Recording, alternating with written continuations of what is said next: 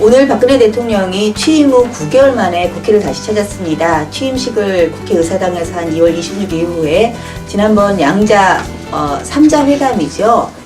새누리당 황우여 대표하고 민주당 김한길 대표의 3자 회담을 이어서 국회를 찾았고요. 오늘 시정연설을 위해서 국회를 찾았는데요. 박근혜 대통령의 시정연설 어떻게 보셨습니까? 속 시원하진 않았어요, 솔직히 말씀드려서. 좀 안타까운 많이 있으셨어요? 여러 가지 이제 야권 연대라든지 이런 그 제야의 얘기들과 그리고 경색되어 있는 국회의 이야기들 숨통을 트여주기를 전향적인 그런 얘기가 나올 줄 알았었는데 일부분 숨통을 트여줬다고 평가할 수 있는 부분도 얘기도 있지만 그래도 전반적으로는 기존의 그 대통령이 갖고 있었던 국정 운영에 대한 기조를 유지하는 방향에서 마무리된 것 같아서 기대했던 것보다는 조금 못 미치지 않았나 이렇게 기대는 하셨군요. 네. 오늘 새누리당은 박근혜 대통령의 연설이 그동안 야당이 줄기차게 요구해왔던 주장들에 대한 충분한 답이 되었을 것이다. 이렇게 논평을 내놨습니다. 예산안에 대한 진정성 있는 설명과 소통을 강조하는 간절함이 배어 있었다. 이렇게 논평을 내놨는데요. 새누리당 입장에서는 그렇게 얘기할 수밖에 없죠. 민주당에서는 엄중한 시국에 대한 안일한 상황인식을 보여주는 실망스러운 연설이었다. 이렇게 호평을 하셨군요. 어떻게 연설 들으셨어요? 예, 저는 이제 정확히는 정문을 읽었습니다. 아, 예. 신랑을 들은 못했고요. 네, 저는 연설 내용은 좀 솔직히 제가 판단하기 좀 어려웠고요. 뭔가 그 직설적인 화법이 아니셨잖아요, 그동안. 네. 그래서 좀 정확하게 무언가를 말하시려는 건 알겠는데 정확히 좀 잘 받아들이기는 어려웠고 인상적이었던 건 이제 보도자료와 사진들을 봤을 때 이제 안쪽 분위기가 굉장히 좀 차갑지 않았나. 그래서 이제 좀 많이 힘드시지 않았을까 생각했습니다. 새누리당 의원들은 그 연설 중간에 34번의 중간 박수가 나왔고요. 네. 또 새누리당 의원들도 기립 박수로 또 박근혜 대통령의 퇴장을 또 배웅하기도 했었는데 또 일부 민주당 의원들께서는 박수도 안 치시고 네. 또 자리에서 일어나지도 않는 그런 모습 보였어요. 기본적으로 그 이번 시정 연설에서 부족했다고는 하지만 새누리당의 반응처럼 그렇게 굉장히 물꼬를 완전히 튀었다라고 그렇게 할 정도까지는 아니고 그렇지만 반면에 또 민주당에서 그렇게 호평할 정도까지 대통령의 시정 연설이 아무런 성과가 없이 화해 제스처가 없었다라고 판단할 수는 없을 것 같아요. 일반 전문을 보면 말씀하신 것처럼 정부가 여야 어느 한쪽의 의견이나 개인적 의견에 따라 움직일 수 없다. 이건 당연한 얘기고요. 그런데 이제 중요한 부분은 국회에서 여야 간에 합의해 준다면 국민의 뜻으로 받아들이고 정부가 그걸 수용하겠다라고 하는 어느 정도 일정 부분의 그 협상의 여지를 남겨뒀다라는 거죠. 야당에서 여당이라든지 청와대에 대해서 전혀 들을 생각이 없다라고 표현한 것에 대해서 정부 측에서는 아니다, 우린 들을 준비가 되어 있고 정치는 국회가 하는 거니까 국회에서 어느 정도 이야기를 해주면 정부는 따라가겠다라고 무조건적으로 반대하는 의견은 아니다라는 의견을 표출한 부분들은 대통령 시정 연설에서 굉장히 대통령이 불통이다 이런 의미를 좀 희석시킬 수 있는 여지가 있다고 보고요. 문제는 여당하고 야당이 이제 어느 정도까지 대통령이 수용하겠다라고 했는데 합의를 어느 정도까지 이끌어내느냐에 따라서 이제 공이 달려 있는 거죠. 이렇게 이제 여당 의원들은 열렬한 박수를 보내고 야당 의원들은 일어나지도 않는 이런 썰렁한 풍토 때문에 사실 그동안 대통령의 시정연설이 이번이 4번째입니다. 그래서 일부 이제 국무총리가 대독하는 그런 관행도 있었는데요. 이번에 박근혜 대통령은 앞으로 모든 시정연설은 대통령께서 직접 오셔서 국회에서 하는 그런 정치적인 문화를 만들어 나가시겠다고 하셨습니다.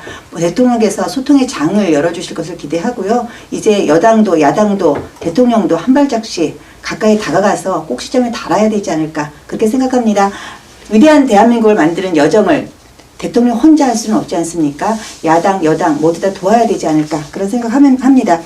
그래서 지금 야당의 이렇게 썰렁한 반응을 내놓은 가운데 또 신야권연대라고 하나요? 그렇죠. 야권연대가 구야권연대는 또 뭐고 신야권연대는 뭔지 모르겠습니다만 그 언론에서 붙여준 이름이고요. 국가기관의 선거 개입 진상 규명을 위한 각계 연석회의라는 겁니다. 네, 정확한 명칭은 바로 연석회의죠. 각계 연석회의, 종교계, 시민사회에게 다 이렇게 해서 연석회의를 했는데 참석하신 인사를 보니까 옛날 4.12 총선 때 했던 야권연대 인사랑 똑같아요. 그 통진당 빠지고 안철수 대표 들어간 거를 제외하고는 이제 똑같네요. 백낙청 문학평론가, 정연백 참여연대 공동대표, 함세웅 신부, 조국 서울대 교수, 강만길 고려대 명예대 교수, 백승훈 변호사. 뭐 굉장히 많이 들어봤던 이름. 민주당, 정의당, 안철수 교수. 네. 안철수 교수님이 아니죠. 안철수 의원. 예. 아, 역시 안철수 의원은 안철수 교수가 하는 거. 이게 이제 신이라고 표현하는 부분들은 네, 안철수 의원이 들어가고 안 들어가고로 이제 구분을 하는 거예요. 그만큼 네. 이번 그 연석회의에서 안철수 의원 이 세 이름, 세 글자, 네. 안철수라고 하는 세 글자의 이름이 다시 한번 그 힘을, 그 정치권에다가 네. 이제 힘을, 목소리를 내고 있다라는 부분들이 이제 굉장히 중요하게 바라봐야 되는 부분이죠. 근데 사실 민주당은 지금 60년의 야당의 역사를 자랑하면서 명실공히 대한민국 제2 정당 아니에요? 그렇죠. 127석을 거느린 사실 거대 야당이라고 할 수 있는 야당이 이렇게 선출된 권력입니다. 민주당은 이 선출된 권력이 선출되지도 않고 책임지지도 않은 이런 시민사회하고 종교계, 원로계 이런 연석회의하고 힘을 합쳐서 지금 수권 정당으로서 책임감을 보여주지 못하시고 4분의 1 지분으로 떨어졌어요. 20% 지주회사, 자회사로 전락을 해버렸는데 이 연석회의 뭐 어떻게 보세요? 민주당의 시점을 보자면 일단 민주당에서 저는 이 연석회의가 서로 주고받는 거래라고 생각을 했습니다. 왜냐하면은 근데 연석회의가 뭔지는 아시죠? 네. 그냥 뭐 쭉 앉아서 같이 커피 한 잔 마시면서 이런저런 얘기하는 거. 네. 어떤 그러니까 단체는 아닌 거죠. 단체는 아니고 책임 있는 어떤 회의에 결정이나 이런 거죠. 거는 하나도 네. 할 수 없는데 네. 근데 거기서 이제 책임 있는 결정이 아니 중요한 결정이 이루어진다는 게 이제 문제인 거죠. 네. 뭐 그러니까. 뒷거래 같은 뭐 이런 그렇죠. 표현을 하나의 들자면 목적을 잡아두고 단체를 이뤄서 이제 영향력을 행사하는 단체라고 그렇죠. 생각했는데 아니, 단체가 아니라 그 집단이라고 생각을 했는데요. 네. 민주당에게 가장 필요했던 건 지지율이라고 생각을 했어요. 왜냐하면 민주당이 그렇죠. 지금 갖는 가장 큰 약점은 127석이나 되는 의석을 갖고 있으면서도 실제로는 20%에 못 미치는 국민 지지율을 갖고 있다는 거. 네, 300명 새누리당 중에 절반도 안 되는. 그렇죠. 네. 예, 굉장히 갖고 있는 의석수에 비해 낮은 지지율로 인해 굉장히 위태위태한 상태이기 때문에 어떤 지지율을 올리고 새로운 정치적 영향력을 강화하기 위해서는 특단의 조치가 필요했다고 생각을 합니다. 근데 여기 들어가는 게 민주당 입장에서 지지율이 올라갈까요? 왜냐하면 이 연석회의에서는 어떤 한 방향성을 같이 갖고 있다고 보여줄 수 있다고 생각을 하거든요. 만약에 안철수와 같은 집단은 아니지만 우리가 하는 게 안철수와 하는 거와 같은 방향이다라고 한다면 어느 정도 지지율의 상승이나 흡수를 노릴 수 있다고 생각을 합니다. 근데 국민들이 보실 때 민주당이 독자적으로 수권 능력을 보여주지 못하고 이렇게 각계각층과 합쳐서 연석회의를 하여서만이 뭔가를 보여줄 수 있다 그러면 민주당을 수권 정당으로서 지지할 수 있을까요? 그게 이제 그 이번 야권 연대 뭐 연석 회의에 참여하는 민주당의 딜레마 중에 하나인 거죠. 스스로 모든 것을 해결할 수는 없어요. 그러니까 그 부분은 본인 스스로도 인정을 하고 있는 부분입니다. 뭐 안 그랬다라면은 뭐 안철수 의원이라든지 제야 시민단체까지 할 수는 끌어들이지 않았겠죠. 본인 스스로 끌어들인 게 아니고요. 그 속으로 들어간 거죠. 뭐, 이렇게 온 게 아니고 들어간 거죠, 본인이. 얘기가 틀리죠. 그렇죠. 능동적인 거하고 수동적인 네. 거에 부분에서 어쨌거나 이제 같이 한다라는 부분이니까 혼자 독자적인 어떤 행보를 부릴 수 없다라는 부분들을 스스로 인지를 하고 그렇기 때문에 하지만 그 문제가 됐던 부분들은 사실 뭐 특검이라든지 여러 가지 주창하는 부분들이 있잖아요. 그 사안에 대해서 그 국민 어떤 그 범야권의 어떤 세력들을 속에서 본인이 이제 어떤 역할을 하겠다라는 목적으로 들어갔는데 이제 표면적인 목적은 그거였죠. 일반적인 그 가장 중요한 파트는 그거였는데 이루어지고 나고 난 다음에 이제 상황이 이제 더 문제가 된 거예요. 그 본인이 이제 그 김한길 대표라든지 민주당이라서 이렇게 아우르겠다 거기서 키를 쥐고 가겠다라고 들어갔는데 뚜껑을 열어보니 이 키가 4분의 1로 떨어지고 네. 여론의 중심은 다시 또 안철수나 다른 자기가 원하지 않은 다른 인사 쪽으로 중심이 흘러가다 보니까 민주당으로서는 이거를 이제 빼도 박도 못하는 이제 뭐 그런 상황이 돼버린 거죠. 근데 사실 이제 지금 이제 언론에서 말하는 신야권 연대 그냥 줄여서 연석회의 네. 예, 앞부분 너무 기니까 그냥 연석회의에 참석한 면면을 보면 아까 말씀드렸듯이 똑같은 멤버의 4.11 총선 때 야권 연대를 했던 똑같은 멤버에 안철수 의원 들어가고 통진당 빠진 거거든요. 네. 사실 요 이른바 그때 이제 원로 원탁회의라고 했었죠. 예. 예, 원탁회의 이 회의에서 사실 4.11의 묻지마 선거 연대가 이루어진 거죠. 그것이 바로 통합진보당의 일부 종북 논란을 빚고 있는 그런 종북 정당의 원내 진입을 도와준 거나 마찬가지인데 그런 숙조 역할을 했고 그런 지렛대 역할을 했던 요 원탁회의 요 멤버들이 그 종북 정당의 하고 있는 통진당의 원내 진입에 대해서는 한마디 반성의 말도 없어요.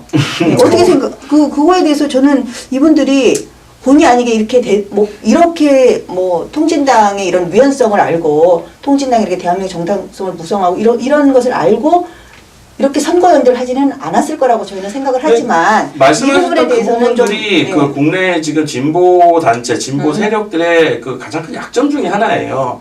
진보 단체라든지 이런 그 대한민국 정치를 진보 세력화, 진보 세력의 어떤 키를 가져가려고 하는 사람들이 어떤 사안에 대해서 자기 반성들이라는 부분들은 전혀 보여주지 않고 사회의 어떤 변혁들만 계속 주창해 나가고 그 부분들을 위해서 힘을 모아주는 부분들. 그러니까 결과적으로는 우리 사회가 이제 지금 점차 보수화적으로 간다라는 얘기들을 하는 이유는 결국 그 상황들을 만들어내는 건 진보단체들인 거거든요. 진보단체들이 말씀하셨던 지적 맞습니다. 정말로 통진당의 원내 입성을 어떤 숙주 역할을 해줬고 그렇죠. 그 부분에 대한 어떤 자기 반성이 이루어지지 않은 상황에서 자기 역할을 분명히 그렇죠. 해주면 그런 상황에서 다시 한 번 더 어떤 사안에 대해서 진보적인 안건들을 가진 사람들이 모여서 새로운 이야기를 하겠다라고 하는 부분들은 명확하게 짚고 넘어가야 되고 잘못됐던 부분입니다. 똑같은 사람이 모여서 어떻게 새로운 얘기를 하는지 아무튼 잘 모르겠지만, 그런데 이제 지금 이른바 그 연석회의를 통해서 그동안 관계가 소원했고 뭐 연기는 계속 피어났었지만 그동안 이제 관계가 소원했던 그런 민주당과 안철수 의원 간의 이제 연대 가능성은 조금 가시화되면은 있는 것 같아요.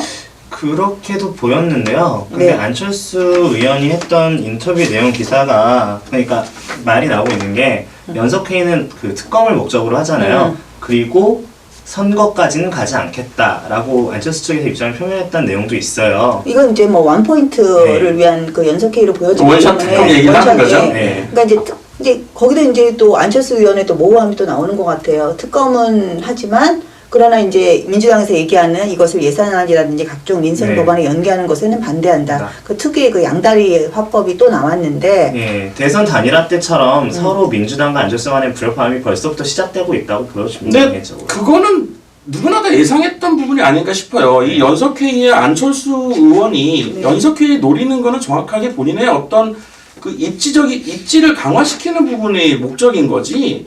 다른 선거연대까지는 얘기할 수가 없죠. 안철수 의원은 당장 이번 달에 연말 안에 그 2013년이 가기 전에 많은 분들이 예상하기로는 11월 24일 정도 예상을 하시는데 11월 안에 자신만의 독자적인 정치세 역할을 이루겠다. 신당을 창당을 통해서 적자세 역할을 이루겠다라고 얘기를 했고 이미 내년 지선에서 서울시장 선거 내겠다, 후보 내겠다라고 각종 지자체 선거 단체장들 다 내겠다라고 얘기를 했던 후보를 부분이고. 내겠다고 이제 당선시키겠다는 얘기는 안 했으니까 후보를 내겠다. 네, 후보 사퇴시키고 이제 단일화할 수도 있겠죠. 그렇게 얘기를 했기 때문에 그 여러 가지 선거 연대로까지는 국민의당은 얘기 안 반드시 했죠. 당선시키겠다고 얘기하잖아요.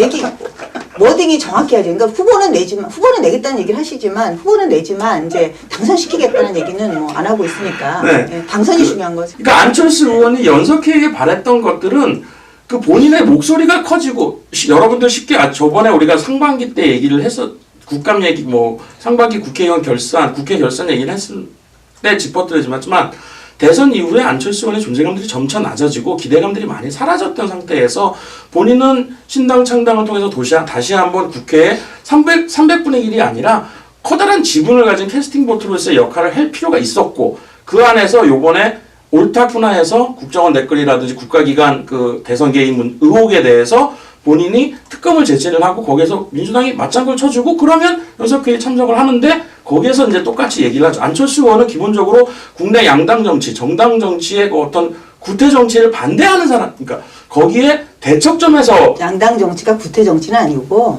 양당 정치 하에서 안철수 의원이 포지셔닝 하는 게 워낙 작았으니까 이번 연석회를 통해서 자신의 포지셔닝을 좀 넓히려는 그런 포석을 갖고 있는 것이고. 그렇죠. 민주당 그리고 입장에서 그 안에서 안철수 의원은 항상 기존 정치권들을 구태 정치로 비판을 했었고 신정치, 새로운 정치를 목소리를 내뒀던 상황이기 때문에 선거연대가 민주당 입장에서 계속 얘기했던 선거연대랑은 거리를 둘 수밖에 없는 필연적인 그런 얘기를 할 수밖에 없습니다. 거기서 당연히 같이 가겠다라는 얘기를 하면 본인이 비판했던 정치권의 어떤 문제들과 다시 보조를 같이 가겠다는 얘기 때문에 본인의 어떤 존재의 의미라든지 본인의 정체성이 희석될 수밖에 없는 거죠. 근데 이제 여기서 또 하나의 단체가 하나 떴어요. 민주화 평화를 위한 국민동행. 국민동행, 원로 정치인들이 모여 있는 국민동행. 예. 이 단체가 하나 떴습니다. 그래가지고 어저께 창립총회를 했어요. 옆면을 보면 이제 YS계를 대표한다고 할 수 있는 김동영 전 의원, 그다음에 DJ계를 대표한다고 할 수 있는 권노갑 전 의원, 그다음에 새누리당 윤리위원장을 지낸 임명직 목사, 뭐 이부영 의원, 정대철 고문 뭐 이런 분들이 정치 원로분들이시죠. 원로분들이 쭉 예. 참석을 했고 안철수 의원이 참석을 해서 거기서 축사를 하셨습니다. 예. 민주당 김한길 대표도 물론 이제 참석을 하셨고요. 요 단체하고 안철수 의원하고의 연대 가능성은 어떻게 보세요? 이 도민동행이 안철수 신당하고 연결될 가능성? 저는 충분히 있다고 봅니다. 충분히 있다고 예, 저는 보세요? 충분히 있다고 네. 봅니다. 왜냐하면 기본적으로 안철수 의원 같은 경우는 많은 인재풀이라든지 여러 가지 부분에서 세력을 좀 아우를 수 있는 대안을 제시하는 세력으로서 많은 지지를 확보할 필요가 있어요. 그리고 그 국민동행이라든지 그쪽 부분은 그 재야 원로들과 정치 원로들의 그 범야권뿐만이 아니라 여권의 세력들과 야권의 세력들이 통합되어 있는 조직이거든요. 많은 인사들이 이제 포진하고 그렇죠. 있죠. 거기에서의 네. 지지를 끌어오면 본인의 신당 창당이라든지 이런 부분에는 도움이 될 수 있죠. 왜냐하면 그 민주당이라든지 그 연석회의의 원포인트와는 다른 얘기를 할 수 있는 조직이 있거든요. 어떻게 보셨어요? 아까 이제 하던 말에서 쭉 이어나가자면 민주당이 얻었던 건 지지율이라고 말씀드렸잖아요. 네. 연석회의에서 안철수가 얻은 거는 이슈화죠. 그렇죠. 자신의 포지션을 신당 창당을 만들기 위해서 아무것도 못했기 때문에 말할 수 없었는데 이걸 이슈화시키면서 신당 창당으로서의 영향력을 끼칠 수 있고요. 두 번째는 국민동행이라는 단체를 참여를 같이 공조하게 된다면 발을 맞추게 된다면 실질적으로 정당을 만들기 위한 도움이 될 거라고 생각을 합니다. 어떤 신당을 만들 때 네. 사람 끌어모으는 건 그렇게 어려운 게 그렇죠. 아니죠. 사실은 사람이야 끌어모을 수가 있는데 어떤 사람을 모으느냐가 근데 이제 중요한 거죠. 문제는 얼마나 중량감 있는 인사가 포지션을 하고 네. 있느냐 이제 그게 관건 아니에요. 네. 이번에 이제 안철수 신당의 이른바 그 중심이 될 수 있는 실행위원들을 봐도 딱 눈에 띄시는 분들이 없어요. 뭐 조만간에 발표하신다고 하시잖아요. 좀 아니, 기다려봐야 되는 거죠. 뭐. 아니 여태까지 발표된 걸 보면 딱 눈에 띄시는 분이 별로 없어요. 안철수 신당이 이제 근데 이제 안철수 신당의 딜레마가 뭐냐면 본인이 애매모호하긴 하지만 뭐 새로운 정치를 얘기하기 때문에 포지션 중량감 있는 인사 중에서도 신선함을 가져올 수 있는 인사를 모셔와야 되는데 사실 그런 인사분들이 많지가 않잖아요. 그렇다고 해서 전부 다 정치신으로 채우자니 또 이게 이제 조직력이라든지 자금력에서도 한계를 보일 수 있는 것이고 굉장히 뭐 신당의 딜레마에 빠질 것 같아서 요 국민동행이 연대고리를 할 수 있는 역할은 충분히 할 수 있다고 이제 두 분들이 보시는 네, 거죠. 저는 그렇게 보고 있고요. 그럼 지금 6.4 선거가 이제 얼마 안 남았잖아요. 가장 가까운 선거가 이제 6.4 선거인데 그때까지 요 연대가 어떻게 발전할까요? 이 연석회의 같은 경우는 연대라고 해서 지금 뭐 포인트를 굉장히 넓게 가져가고 계시는 부분이 있는데 네. 일단은 좀 의견의 내용들을 좀 좁혀갈 필요가 있을 것 같아요. 국민동행하고 우리가 지금 얘기하는 연석회의하고는 좀 성격이 다른 부분이고 성격이 다르죠. 안철수 네. 의원 같은 경우는 지금 일단은 두 군데 다 참석. 다 참석을 한 상태에서 저희가 지금 민주당하고의 역할을 내년도 지방선거는 민주당하고의 새누리당하고의 또는 국내 정당 정치하고 안철수 의원의 거기서 어느 정도 역할을 할 것인가에 대한 걸 본다면 국민동행보다는 이제 일단은 현재 진행되고 있는 야권연대 쪽에다가 좀 더 포커스를 봐야 된다고 생각을 하는데 우리 복면은 지금 국민동행보다는 야권연대하고의 그 신야권연대 연석회의죠. 예, 연석회의하고의 연대를 통해서 창당화를 같이 할 거다 이렇게 보는 건가요? 아니요, 저는 그렇게 보는 게 아니라 예. 오히려 거기에 관계가 더 중요하다고 바라보는 거죠. 일단 민주당에서는 지금 연석회의를 통해서 그 안철수 그 의원의 정치 세력화에 있는 부분들을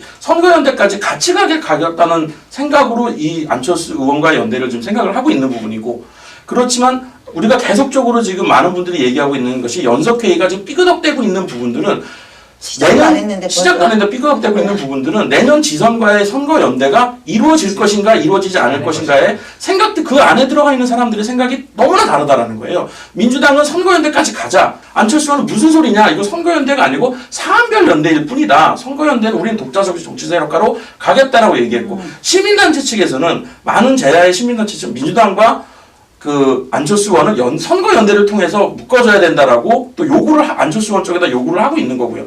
이 상황에서 본다면 저는 안철수 의원 같은 경우는 일단은 야권연대 쪽에다가는 선거연대라고는 아니다라고 계속적으로 발을 뻗쳐놓을 거예요.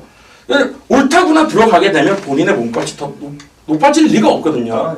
내년 지선에 가서는 안철수 의원이 말씀하신 대로 특유의 어떤 딜을 할 수 있는 그런 상황이 되겠죠. 그때 가서는 선거연대를 지금 얘기하는 것처럼 뭐 연합공천 뭐 더 이상의 연합공천이나 이런 얘기들이 안 나오겠지만 다른 방식으로의 어떤 선거연대가 또 세법을 낳지 선거연대 않겠습니까? 밝게죠. 뭐 선거구별로 어떤 지역은 뭐 어떤 식 뭐 민주당이 공천 후보를 내고 뭐 이쪽은 안철수 의원 쪽에서 내고 뭐 이런 식의 연대 방안도 있을 수 있을 거고 그럴 것 같은데 사실 안철수 의원이 지난 대통령 선거를 지나면서 민주당과의 그 선거 단일화 후보 단일화 과정에서 뭐 트라우마면 트라우마 아무튼 본인이 굉장히 불평등한 불공정한 게임을 희생을 당했다라는 트라우마를 갖고 있잖아요. 그렇죠. 안철수 의원이. 근데 그것을 과연 민주당이 어느 정도로 희석을 시켜줄 수 있을까요? 연석회의는 민주당과 안철수의 관계가 1대1로 동등해요. 어떻게 보면 총 4분의 1, 4분의 그렇죠. 1이잖아요. 25% 지분을 근데 갖고 이게 있는 거죠. 선거연대로 가게 된다면 127석 대 1석의 게임이 되기 때문에 안철수의 영향력이나 지지도가 아무리 높다 한들 충분히 이 연석회의에서의 만큼의 영향력을 못 받을 거라고 생각을 합니다. 그리고 안철수도 결코 그걸 바라지는 않을 거라고 생각을 하고요. 안철수 의원도. 그렇기 때문에 선거연대까지는 안 갈 것이다. 선거연대까지 가지 않거나 혹은 자신의 지지를 최대한 높일 수 있을 때까지 몸값을 올리겠죠. 안철수 의원은.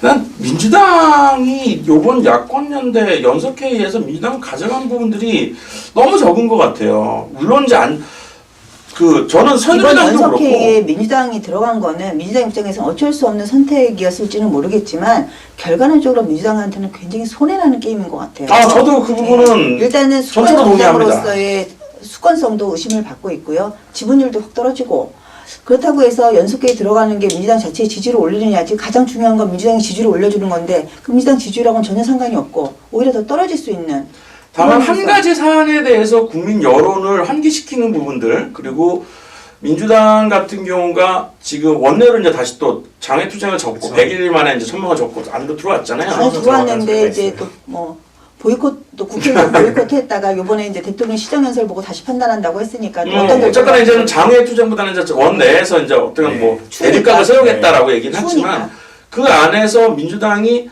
연석회의를 통해서 그 국가기관 대선 대입 의혹들을 계속적으로 정치계 이슈로 들어오고 여당과의 대척점으로서 이렇게 프레임을 만들어가는 부분에 성공을 했어요. 하지만 단지 그거 하나만 가져가기 위해서 민주당이 안철수 원했던 간에 안철수 원의 그 사라져가고 있는 안철수 원의 그 존재감과 불씨를 다시 키워준 부분들은 민주당으로서 통탄할 만한 일이라고 생각합니다. 그래서 나는 민주당이 이번에 왜 연석회의를 그 국정원 부터 시작을 해서 국가기관 대선으로 그거 하나만 바라보고 이걸 만들었다라는 부분들이 조금 이해가 되질 않아요. 근데 개인적으로 생각을 해보면 지금 민주당의 움직임 자체가 보통 우리가 이제 단일 명사를 볼 때 새누리당이라면 새누리당이 하나의 덩어리로 보잖아요. 근데 이 연석회의나 지금의 일련의 움직임을 볼 때 민주당이 하나의 덩어리라는 생각이 자꾸 들지가 않거든요. 왜냐하면 분명히 민주당에는 문재인 의원도 있고 문재인 의원도 안철수 의원과 연석회의나 결국은 이제 안철수 의원이 민주당에 대한 트라우마도 있겠지만 단일화 과정에서 겪은 건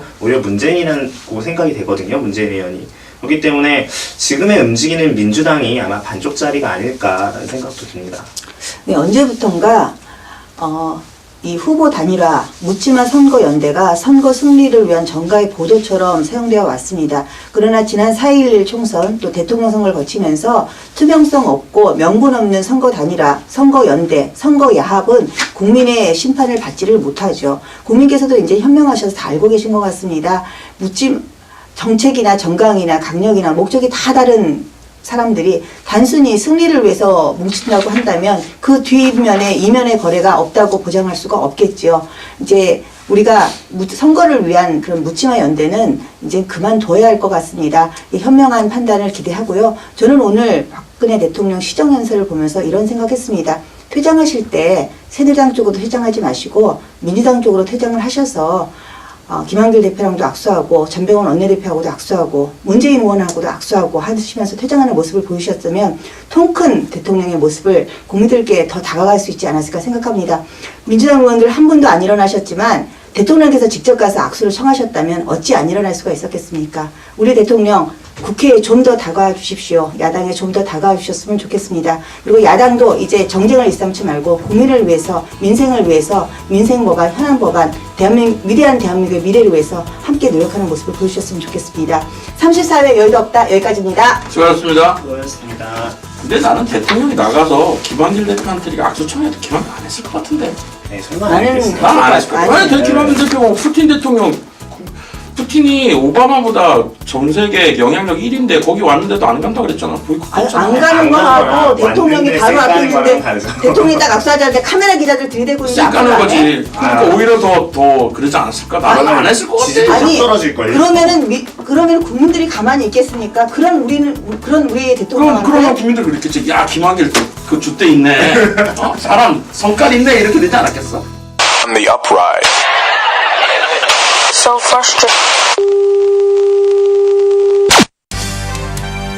이슈 업, 이슈 다운. 시사 정치 팟캐스트 여의도 없다. 트위터 @없다 2012가 여러분의 다양한 멘션을 기다립니다. UPDA 2012. 여의도 없다의 트위터는 365일 24시간 열려 있습니다.